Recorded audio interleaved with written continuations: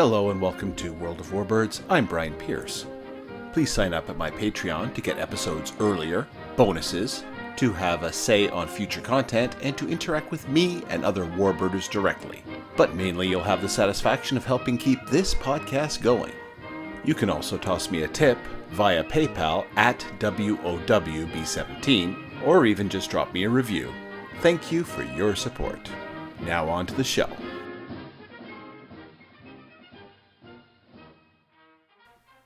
Hello, Warbirders. Okay, I heard you. I don't think I've ever gotten more pressure to profile a plane than this one. First there was Gabriel and a few others from Spotify, but there was Randy Lucas on Patreon who had previously requested it, and then just recently sent me a picture reminder on the Patreon group chat. And yes, I am a guy, and we do tend to be visual creatures, and this picture pushed me over the edge and convinced me that yes, it was time to look at this interesting bird. Before starting, I also want to say welcome to Mark Schiermeyer to the Patreon family. Welcome aboard. All right, let's dive in. And it's actually time to look at the Henschel company itself, because it's only come up in relation to other aircraft so far. In the BF-110 episode, I mentioned that Henschel was one of the three companies, along with Messerschmitt and Focke-Wulf, that responded to the 1930s Luftwaffe request for a Zerstörer, or heavy fighter. The company was briefly mentioned in the PZL-P11 and the Fiesler FI-156 episodes, but only in passing. But then again, isn't Henschel kind of always mentioned in passing? It seemed like it wasn't a dominant aircraft manufacturer. And half the time when it does come up, I wonder if they really mean Henkel. So firstly, the company was called Henschel & Son and goes way back to the early 1800s, when they were building locomotives and later steam cars and trucks. In the lead up to World War II, the company got a juicy contract to build Panzer I tanks, along with MAN, Krupp, and Daimler. But they did want to get into aviation too, where there were other juicy contract possibilities. But before the RLM, or the Ministry of Aviation, would trust a train and truck company with a frontline fighter, Henschel had to prove that they could actually make something fly, and their first crack at it was the HS-121 trainer in 1934. It was a high-wing, strut-braced monoplane with a very aggressive gull wing. Think of a spindly, less cool Westland Lysander. It was powered by a modest Argus AS-10C, the same V8 that you would later find in the Fiesler Stork. It was, to put it mildly, a bit of a disaster. Test pilots reported that it was remarkably unstable and handled like a shopping cart with a broken wheel. It was not a great test piece or masterpiece to prove the company's competence. Now I'm going to apologize. I'm going to try to say the word for test piece in German, just because I love the look of the word, but I apologize for probably going to murder it. Befähigen Gunschnagweis. Yeah? Nein? Anyway, but Henschel's lead designer, Friedrich Nicholas, didn't panic. He performed some emergency surgery on the plane. He chopped off the high gull wing and slapped on a low-set straight wing on the same fuselage and, ta-da, renamed it the HS-125. While the 125 was a massive improvement and actually pleasant to fly, it ultimately lost the advanced trainer contract to the Focke-Wulf FW-56 Stosser. So, even though the 121 and the 125 never saw mass production, they were growing pains, or shall I say growing planes, that Henschel needed to get off the ground.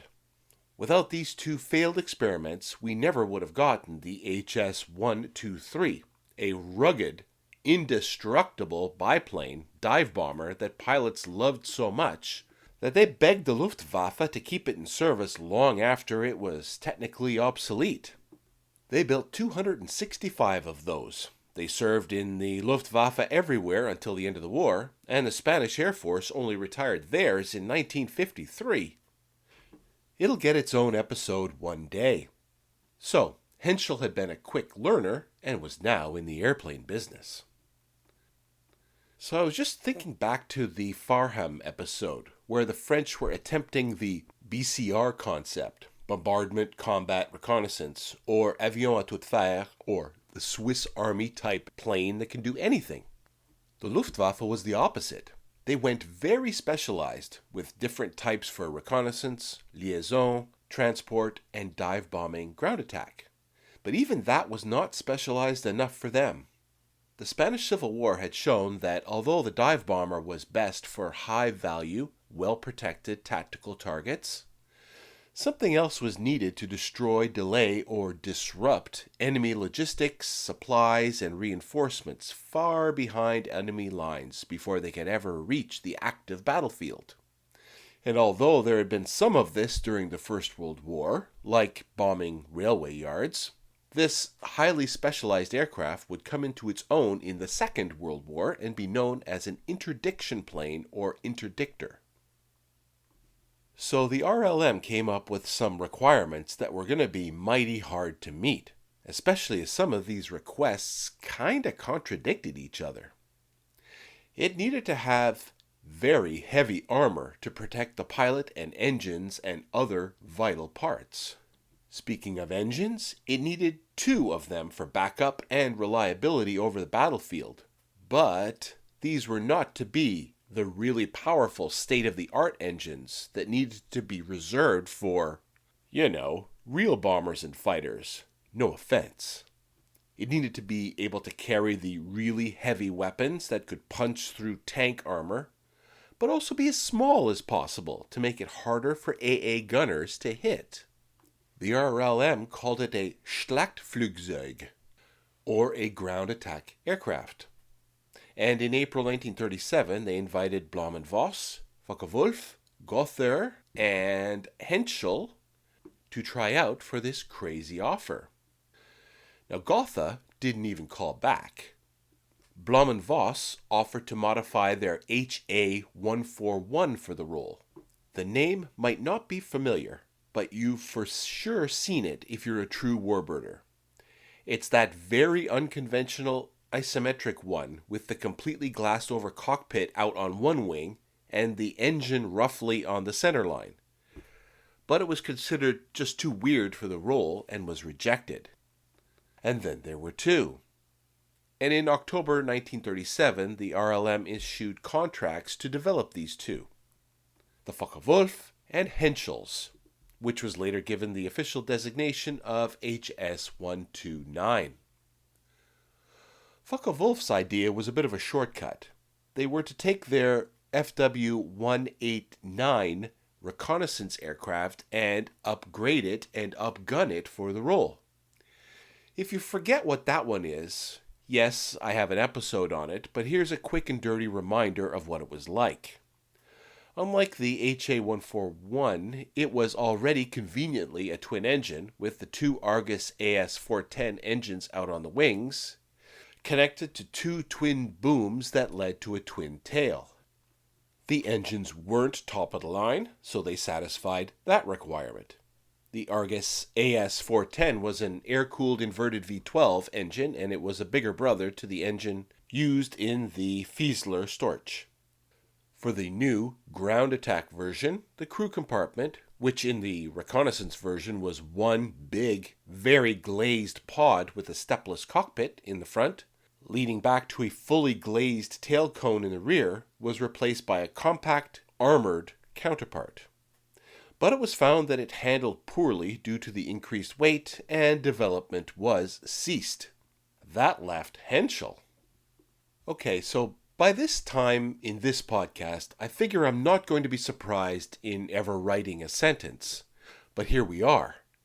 Henschel's lead designer, Friedrich Nicholas, developed a triangular section fuselage. Yes, the cross-section of this fuselage is not round or oval, it's triangular.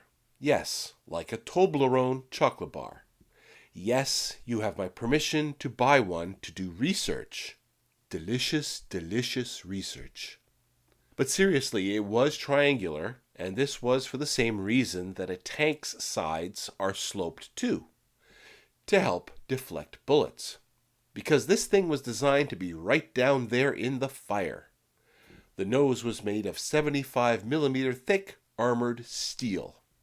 The cockpit was designed in a single large bathtub of steel sheeting that made up the entire nose area of the aircraft, completely enclosing the pilot up to head level. It was made tiny to have a smaller target area, and with the triangular shaped fuselage, that meant a very claustrophobic cockpit indeed. There were only tiny windows on the side and in the front, 2 angled blocks of armored glass for the windscreen. Now, we've spoken of small cockpits before and how you, in quotes, wear certain planes instead of getting into them. But this one takes things to extreme. There was so little space within, and the pilot's face was so close to the instrument panel that a good chunk of it would be invisible to him. So the engine instruments were placed outside on the engines themselves, so he could see them with a sideways glance. Also, the gun sight, which on most planes is inside the cockpit, was outside the glass on the nose. The control stick was also incredibly short because there simply wasn't enough vertical space in the bathtub to move a full-size stick around. So what did it look like? It's a twin-engine, low-wing monoplane with a conventional tail. Honestly, think of a small bullfighter with a more triangular fuselage and you'll be in the ballpark. The nose ahead of the cockpit glass is almost duckbill-like, and there are pictures of teeth being painted on the beak, and it's a pretty scary look. Check out the pics on Patreon. They're free for all. Thanks to Tanner for finding and sending some of them to me, although she's been extremely busy in action lately. But thankfully, still safe and sound. The HS-129 was originally designed to be powered by the Argus AS-410 engines. Yes, the same ones that were in the FW-189 Uhu. Anyone see a problem? Yes, as smart warbirders, I'm sure you do, and we will get to it. Well, it was on the 29th of May, 1939, when the first prototype, designated HS-129V1, performed its maiden flight, and you can guess at least one of the conclusions. Yes, the 129 was already expected to be heavy with all the armor, and the prototype was even 12% fatter than expected. Plus, the Argus AS-410 engines, which were already on the weak side for the project, were putting out 8% less power than had been planned. It flew poorly and sluggishly, and to make matters worse, if you could get the thing flying fast, like in a dive, it was difficult to control. And when I say difficult to control, I'm not exaggerating. On the 5th of January 1940, the second prototype flew into the ground because the stick forces were too high for the pilot to pull out. But there were still high hopes for the thing, and pre-production versions were ordered, which were called A0. These went to Erprobungskommando 129, which was a special unit formed to bring the type into operational service. This operational model was armed with a pair of 20mm MG-151-20 cannon and 2 7.92mm MG-17 machine guns. It could carry 4 50-kilogram, that's 110-pound bombs along the fuselage centerline, and the pilots didn't like it. They, of course, criticized it for being way underpowered, and they didn't like the very limited visibility. In fact, the Luftwaffe refused the type. So Henschel had the idea to start from scratch with a new, larger aircraft. Now, I don't know how this was going to solve their problems, but the idea was rejected anyway, as this would have caused unacceptable delays. But a possible solution was captured. After the fall of France, the Germans found warehouses full of Gnome-Rhone 14M radial engines.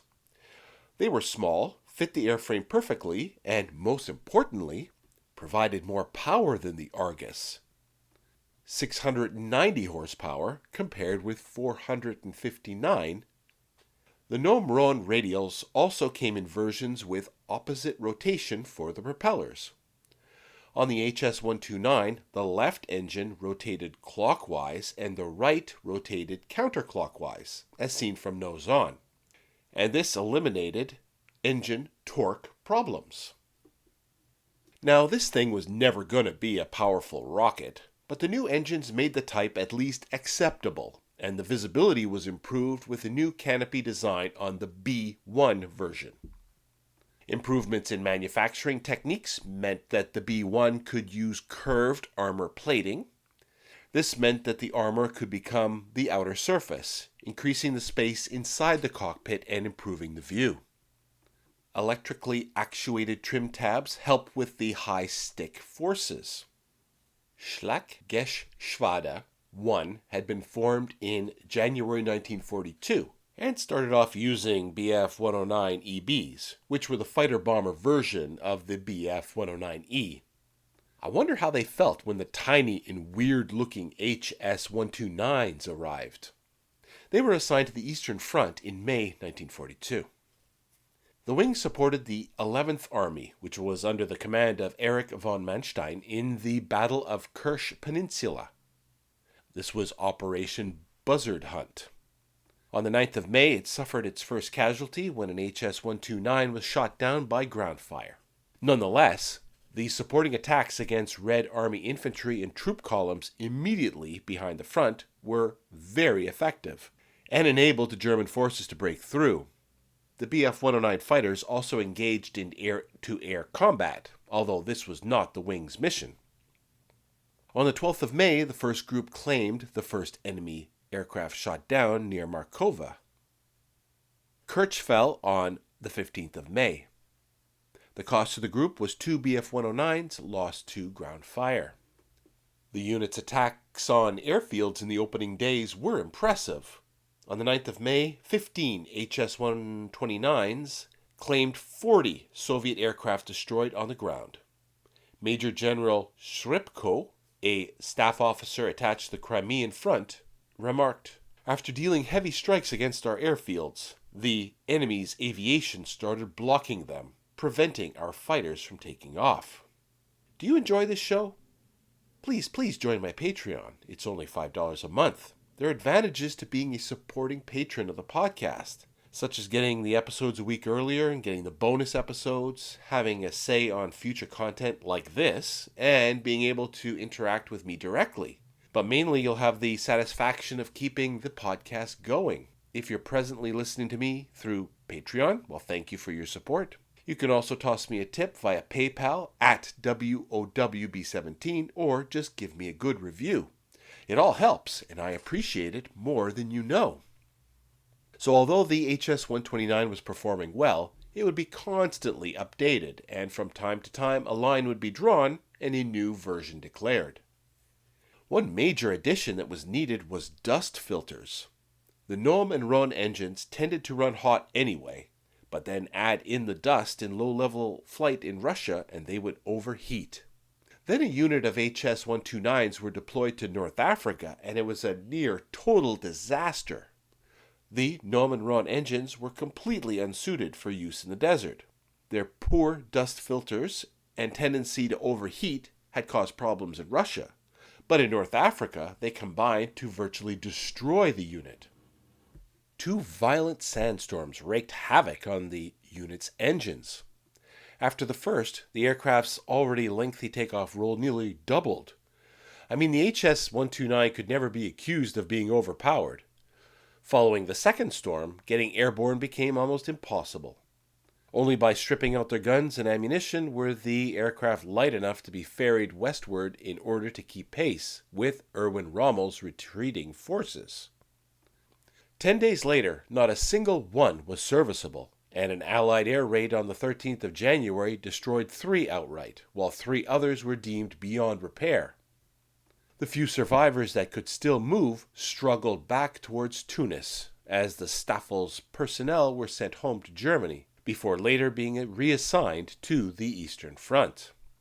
So the B-2 variants would get standardized anti-dust filters on the engine intakes, finally helping prevent the engines from seizing up after just a few hours of low-level flying in gritty environments. Also, a simplified fuel system would make field repairs easier. North African units were assigned with engines with the new filters, and these helped. But the Allied control of the air meant that the slow and vulnerable HS-129s needed to be heavily escorted if they were to survive. Absorbing fighter resources needed elsewhere. The number of aircraft available began to drop, and by the 10th of April, only 2 of the surviving 16 aircraft were serviceable, and they were withdrawn. But their service remained really valuable on the Eastern Front. On that front, units were requesting more firepower to deal with the newer Soviet armor. So some B-2s were fitted with a big 3.7 centimeter board cannon, which was the same kind of tank cracker gun used on the Stuka. The most extreme development of the Henschel attack aircraft was the B-3 variant, built around a massive 7.5 centimeter anti-tank gun.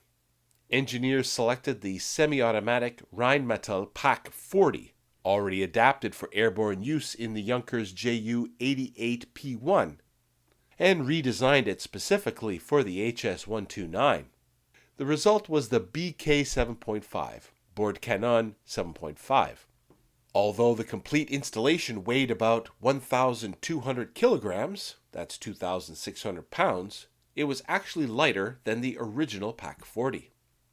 The weapon was fully automatic and incorporated a hydraulic recoil dampening system along with a reshaped, more aerodynamic muzzle brake to manage blast and drag.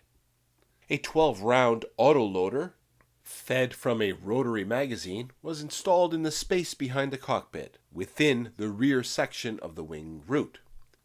The cannon itself, along with its recoil system, was mounted in a large ventral gun pod beneath the fuselage.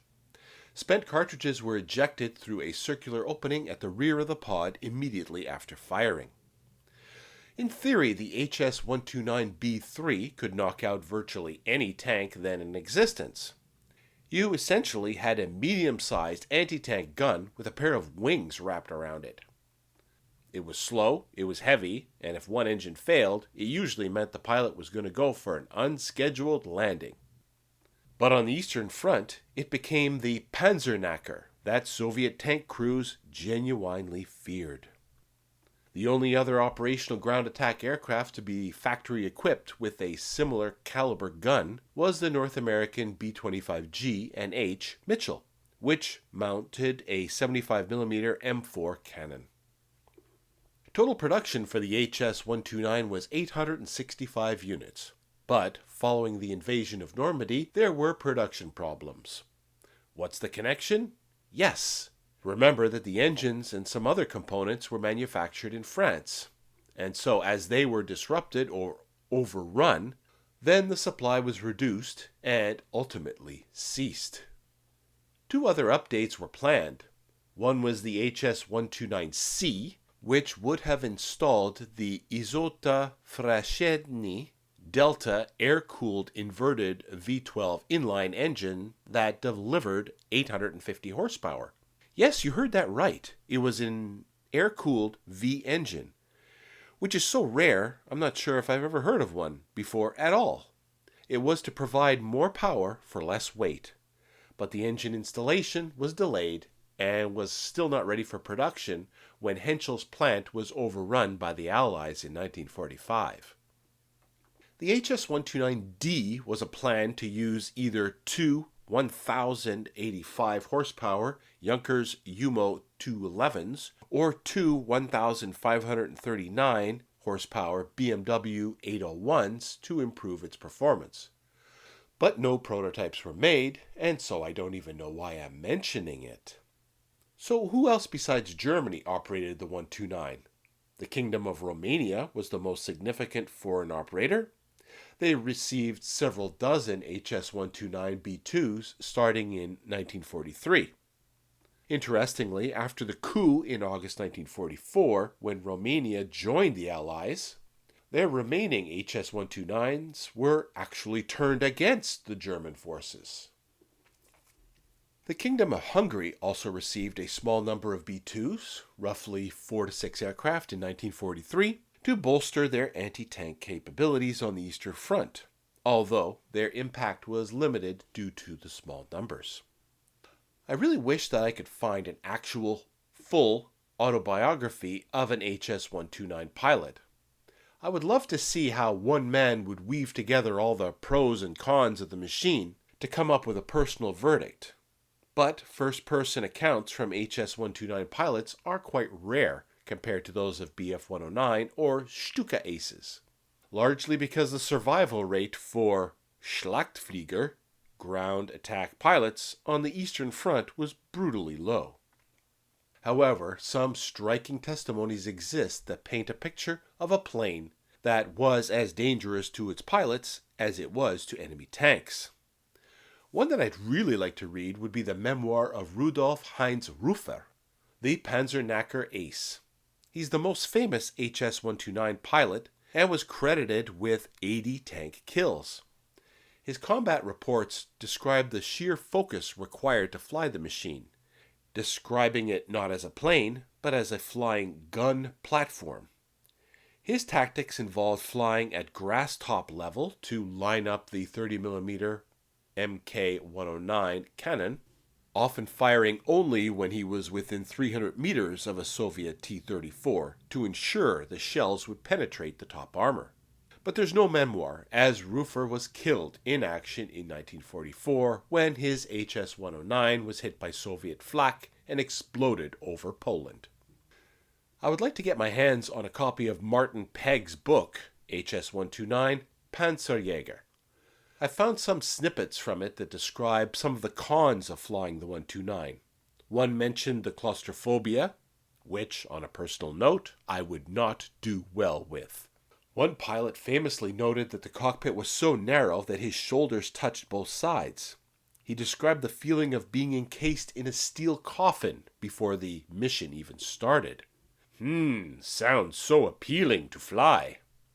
One veteran who did survive the war, and flying the 129, admitted in a post-war interview that the flight characteristics were so poor, specifically the heavy controls and the risk of a stall if one engine took the slightest bit of damage, that he still had nightmares about flying it decades later. Speaking of surviving, no complete examples of the HS-129 survive anywhere. Supposedly the best preserved part you can see would be a battle-scarred nose section in Australia. HS-129 B2, Werk number 0249, was captured by the British in North Africa, shipped to the USA for testing, and eventually ended up at a scrapyard. A collector named Earl Reinhardt rescued the nose section from the scrap heap in the 1950s. It spent years in the Victory Air Museum in Illinois before being sold and moved to Australia. It is now currently in a private collection in Australia, owned by Martin Mendes. Thanks again to all who support the podcast through Patreon. I appreciate it more than you know. You can check out photos about what we've been talking about on Patreon page. Those are available to all. Why not join Patreon? There's a free option to join, and if you can't, why not just leave me a review? Until next time.